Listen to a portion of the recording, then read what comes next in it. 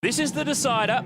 It's all about the Fords. Can Nathan Pretty do anything about them? He reckons he needs to attach a ratchet strap to the front two Fords on the grid. And it's Harris who's got the jump towards turn one. He's got his nose in front, but there's still a little bit of overlap. Now there's not. He'll move across and take the line. Great start by Harris, so he's got the all-important jump.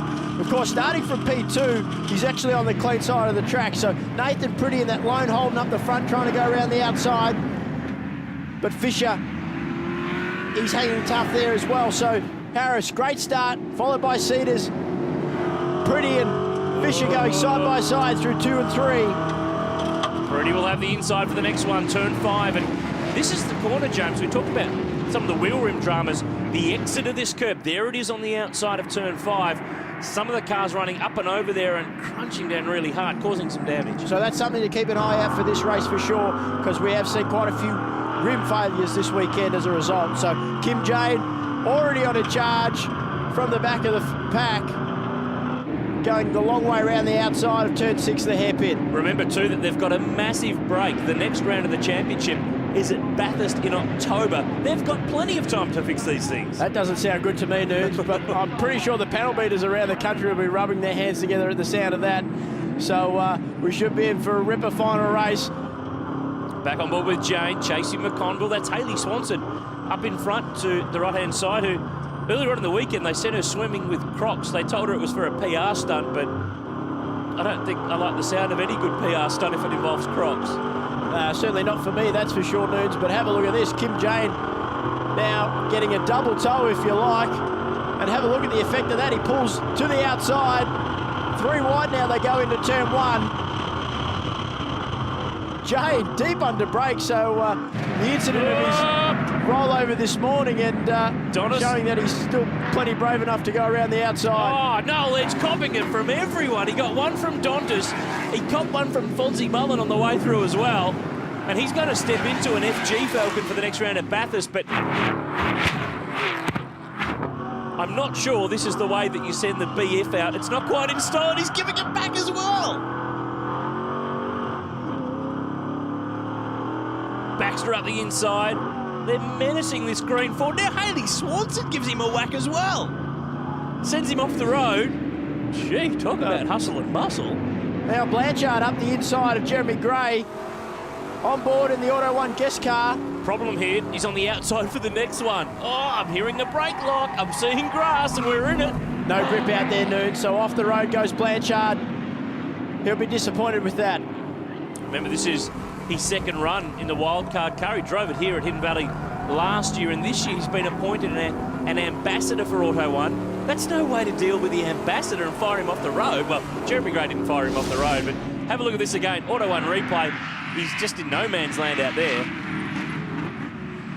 It actually doesn't look like there was any contact there, just no grip off line here in Darwin, and Blanchard off the road. So disappointing for him, but the two teammates, Walton and Hansford, going at it. The guy they're chasing is Ryle Harris. He leads the way in the final race of the weekend in Darwin. Back at Hidden Valley Raceway in Darwin, it's the final race in the Auto 1 V8 Utes Series, protected by Armour All. We're on board the Icebreak Coffee Commodore, Andrew Waite, the New Zealand Ute champ, on debut this weekend, and is right among it, James Moffat. He's fighting for 4th place with Chris Walton, who's just up in front, but Waite's scorecard this weekend's good. Qualified 8th, he's had a 7th, a 13th and a 6th. He's on target for top 5 for the weekend. And of course, Andrew's not totally unfamiliar to the V8 Utes. He's the reigning New Zealand V8 Ute champion, so coming over the Tasman this weekend, this won't be completely unfamiliar for him. Oh, Hansford and Johnson, this is getting willing. Ryan in the truck line Ford, the former 2-time champs, out through the grass, and there's a touch. Telstra side, gone. So Hansford and Johnson getting into it on the exit of turn 1. Whose fault, though? That's what I want to know. It looked like Ryan initially gave him some room, but they were like magnets drawn apart but together in the end. Yeah, I would have said, Grant was trying to go around the outside. Ryan did nothing wrong there, gave him plenty of room on the exit, and they just came together when they ran out of road. So, fair game, play on. Sounded very diplomatic to me, Moffat, but have a look at Kim Jane's thing.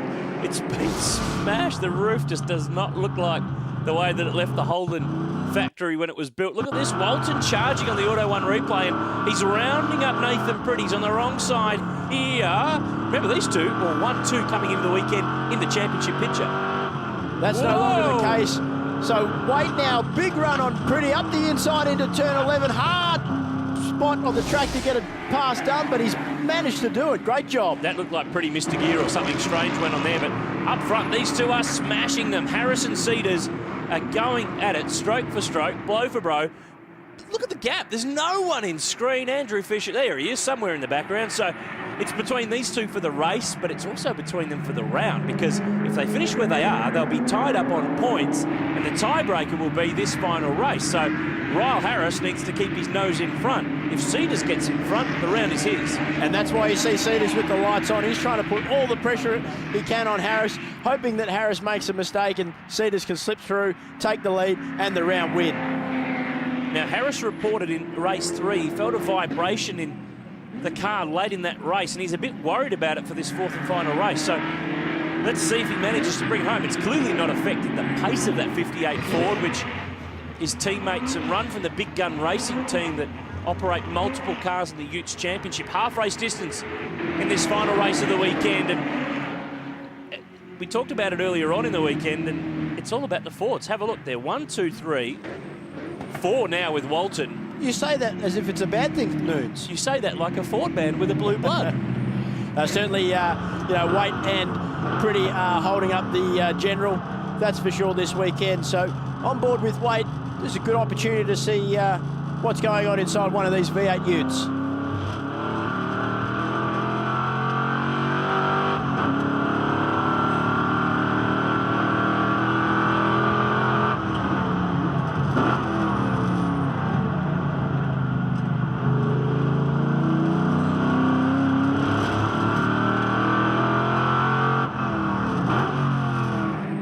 Really has a natural amphitheatre feel here at Hidden Valley with the way that these cars run up to the hairpin and then come back. The crowd is completely around it.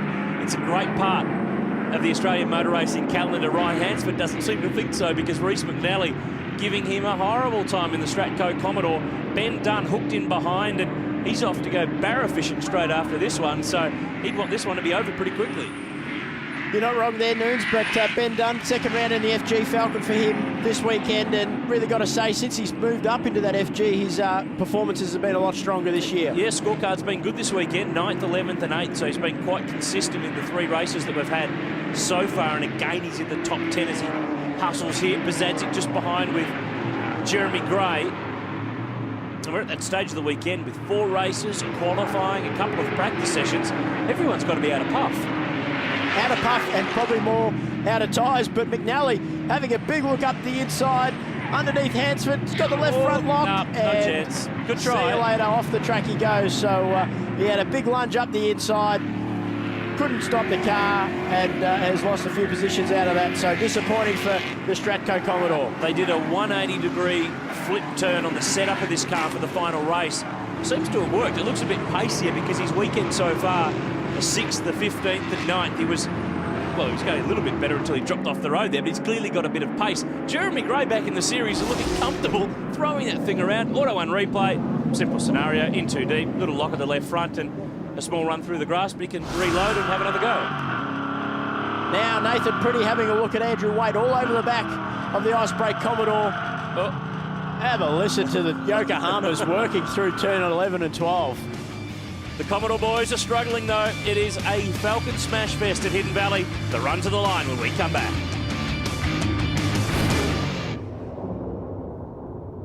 Home in the final race of the weekend, round 4 in the Auto 1 V8 Ute Series, protected by Armour All, Hidden Valley in Darwin. Looking here at Danny Bazadzik in that FG Falcon. He's in the top 10, but not by much. Noel Edge, well, he's been hit from pillar to post in this one. It looks like he's lost the left rear. He certainly wants to make sure that BF Falcon goes out with a bang, that's for sure. I think a few other people have tried to do that, not so much Noel. He's been involved in a bit of now that's Rick Gill, but that's Noel, and that's the tyre. We've had a few tyres who've been trying to escape from Utes this weekend, but I'm not too sure if those two were involved together or they were just in the scene of the crime at the same time. Oh, Chris Walton, we've been monitoring this for a couple of laps. There were some small wisps of smoke, and he's pushing on. The pace of the car's dropped a little bit, but not massively, which tends to make me feel it's not engine drama, it's not oil, but it could be something like power steering or something like that, really unnerving. And with a couple of laps to go, he only needs to do 2 more laps and he can make it home, snag some points and get the heck out of here without a drama. So Waite now getting a windscreen full of that smoke from the Renko Falcon, but really tough weekend for a couple of the heavy hitters in the championship. Walton and Kim Jane both having tough weekends, and that's... Oh, careful. Don't want to slip off. Yeah, trying to keep it on the road. So there's clearly some oil coming from underneath that car. Maybe gearbox. Hard to really determine what the actual problem is, but certainly his pace has reduced. And the thing for him, though, is if he gets around this time and gets by without a black flag, he'll be okay because he's on the last lap of the race. He can't be penalised from there. But if he gets one this time around, he's got to bring it in because normally you've got 3 laps to respond to a black flag or a mechanical black flag. There's not 3 laps left. So that's, of course, if it doesn't give up completely. Auto 1 replay. Let's have a look under and see if we can spot what's coming out. It's a bit hard to tell, but judging by the way the car's still running, I'm going to vote with power steering. He's still going. He's just desperate to get home and collect what he can, but he will lose points to this man, Ryle Harris, who is definitely now in the championship picture. And he's got a handy lead, that's for sure. So he's... we mentioned earlier in the weekend that he was holding on to some... Oh, no. That's what we were talking about. That's the bad sportsmanship flag, and it is for Chris Walton. So he'll have to respond. He will have to pit, and he will have to handball away a pile of points. So what a drama. He crashed in qualifying, didn't finish race 1, charged his way through in race 2 from 30th to 6th. He got 7th in race 3, but a 5-spot grid penalty for this race for the Bezetzik contact. No, weekend from hell or what? Well, doing some quick numbers, it looks like he's going to drop from 2nd in the championship coming into the weekend to 5th by the time we leave. So he'll definitely want to erase Darwin 2012 from his memory. Have a look at these guys. Nose to tail, Hansford, Warren Millett, Bezetzik next, then Jake McNally. Tell you what, Millett's had a pretty good weekend. Qualified 27th, 16th, 14th, 12th. He's moved forward in every race, which is really good stuff. Bezetzik smoking in that FG Ford, then Jake McNally, then Ben Cavich, who he's had a shocker. I can't even describe what he's filled in on his team sheet for the weekend because there's just been nothing good to say. And we got a glimpse of Kim Jane there in the background, so he's managed to move his way forward in this race. Probably hasn't got as high as he would have liked, but probably understandable given that there's probably still a little bit of damage to that Bob Jane Team Arts Commodore. Craig Donis, Thirsty Camel Commodore. We jump back on board with the Newlon in car with the mini-me of the series. I don't know how he sees over the wheel, the little fella. He does pedal pretty quickly. He's had a bit of a tough weekend. 2nd in race 2, that was the real standout. But talk about standouts. He's already got the lights flashing, Ryle Harris. I reckon he's already got his plans ready for the after party as well because he's on his way home to win not just the round for the weekend, the first round win for him this season, and he'll be 2nd in points when he leaves this weekend. He's got a few months to think about Bathurst. He's in a good place. Well, he's carrying some sponsorship from Ducks Nuts this weekend, so I'm sure that's where the Big Gun Racing team will be heading for their after party. How about Cedars? P2, solid, will score the same amount of points but lose the round on a countback. But in the championship picture, the bigger picture, it's still a very solid weekend for the man that they call Sideways Cedars. But Ryle Harris, the kid, is on his way into the final couple of corners. He's cruising it into this last corner. And the Hidden Valley Straight will await. And so too will the checkered flag. He lights it up off the final turn. And the Big Gun Racing driver will pick up race 4. His first race win of the weekend. His first round win of the season. And he pushes his way back into the V8U title fight. Harris wins round 4. Cedars is home in 2nd. And if you're a Ford fan, it's an absolute plethora of blue oval delight. Fisher's 3rd for the race and 3rd for the weekend. The podium is all blue. Andrew Waite finishes an impressive 4th in the final race, closely followed by Nathan Pretty, and Grant Johnson recovers after some dramas in race 2 to finish 6th. It's been a big weekend. 4 races at Hidden Valley. Ben Dunn brings it home. He'll run 7th in the Cosmos Foods Ford. Reece McNally next. Jeremy Gray. Ryan Hansford's had a bit of a better weekend this time around than his season so far. But race 4, there's the results. Grant Johnson 6th. Dunn, McNally, Gray and Hansford rounded out the top 10. But for the weekend result, it was so close. In the end, it was on a countback. Ryle Harris picks up his third career round win. Cedars and Fisher round out the podium. Pretty and Waite are next, but it's the young Queenslander who was the star of the weekend.